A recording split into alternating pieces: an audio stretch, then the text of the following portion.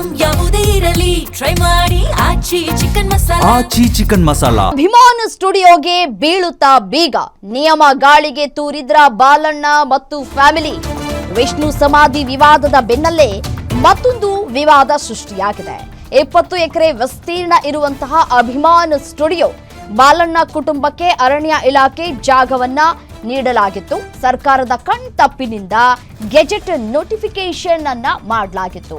20 ಎಕರೆ ಪೈಕಿ 10 ಎಕರೆ ಜಾಗದಲ್ಲಿ ಲೇಔಟ್ ಅನ್ನ ನಿರ್ಮಾಣ ಮಾಡಲಾಗಿದೆ. ನಿಯಮದ ಪ್ರಕಾರ ಅರಣ್ಯ ಇಲಾಖೆ ಜಾಗದಲ್ಲಿ ಲೇಔಟ್ ಅನ್ನ ನಿರ್ಮಾಣ ಮಾಡುವಂತಿಲ್ಲ. ಮತ್ತೆ ಅರಣ್ಯ ಇಲಾಖೆ ಜಾಗವನ್ನ ನಾವ್ಯಾರೂ ಕೂಡ ನಮ್ಮ ಸ್ವಂತಕ್ಕೆ ಬಳಕೆ ಮಾಡಿಕೊಳ್ಳುವ ಹಾಗಿಲ್ಲ, ನಿಯಮಗಳಿದೆ. ಆದರೆ ಆ ಎಲ್ಲ ನಿಯಮಗಳನ್ನ ಗಾಳಿಗೆ ತೂರಲಾಗಿದೆ. ನಿಯಮ ಉಲ್ಲಂಘಿಸಿ ಮಾರಾಟವನ್ನ ಮಾಡಿದ್ರ ಬಾಲಣ್ಣ ಕುಟುಂಬಸ್ಥರು. ಜಿಲ್ಲಾಧಿಕಾರಿ ನೇತೃತ್ವದ ಸಮಿತಿಯಲ್ಲಿ ನಡೆದಂತಹ ತನಿಖೆಯಲ್ಲಿ ಬಯಲಾಗಿದೆ.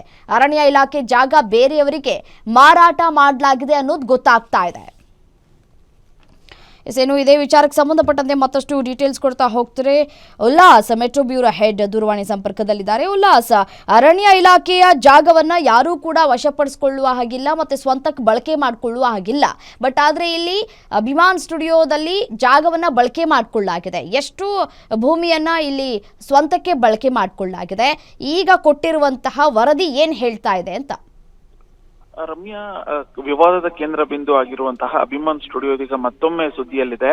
ಕಾರಣ ಏನಂತಂದ್ರೆ ಅದು ಅರಣ್ಯ ಇಲಾಖೆ ಜಾಗ. ಕಳೆದ 20 ವರ್ಷಗಳ ಹಿಂದೆ ಅದನ್ನ ಬಾಲಣ್ಣ ಅವರ ಕುಟುಂಬಕ್ಕೆ ಹಸ್ತಾಂತರ ಮಾಡಲಾಗಿತ್ತು. ಆದ್ರೆ ಅದು ಆ ಸಂದರ್ಭದಲ್ಲಿ ಒಂದು ಉಲ್ಲೇಖವನ್ನ ಮಾಡಲಾಗಿತ್ತು, ಯಾವುದೇ ಕಾರಣಕ್ಕೂ ಕೂಡ ಅದನ್ನ ಬೇರೆ ಉದ್ದೇಶಕ್ಕೆ ಬಳಕೆ ಮಾಡಬಾರದು ಅಂತ ಹೇಳಿ. ಆದ್ರೆ ಕಾನೂನನ್ನ ಉಲ್ಲಂಘನೆ ಮಾಡಿ ಅರಣ್ಯ ಇಲಾಖೆ ಜಾಗದಲ್ಲಿ ಸುಮಾರು 20 ಎಕರೆ ಜಾಗದಲ್ಲಿ 10 ಎಕರೆ ಜಾಗವನ್ನ ಲೇಔಟ್ ನಿರ್ಮಾಣ ಮಾಡ್ಲಿಕ್ಕೆ ಬಾಲಣ್ಣ ಅವರ ಕುಟುಂಬ ಕೊಟ್ಟಿದ್ದಾರೆ ಅನ್ನುವಂತ ಒಂದು ಮಾಹಿತಿ ಸಿಗ್ತಾ ಇರುವಂತದ್ದು. ಈ ಕುರಿತಂತೆ ಜಿಲ್ಲಾಧಿಕಾರಿಗಳ ನೇತೃತ್ವದಲ್ಲಿ ನಡೆದಂತಹ ಒಂದು ಸಮಿತಿ ಒಂದು ವರದಿಯನ್ನ ರಾಜ್ಯ ಸರ್ಕಾರಕ್ಕೆ ಕೊಟ್ಟಿದೆ. ಆ ಒಂದು ವರದಿಯಲ್ಲಿ ಅನಧಿಕೃತವಾಗಿ 10 ಎಕರೆ ಜಮೀನನ್ನ ಲೇಔಟ್ ನಿರ್ಮಾಣ ಮಾಡ್ಲಿಕ್ಕೆ ಕೊಡ್ಲಾಗಿದೆ. ಸೊ ಇದು ಕಾನೂನು ಉಲ್ಲಂಘನೆ ಆಗಿದೆ.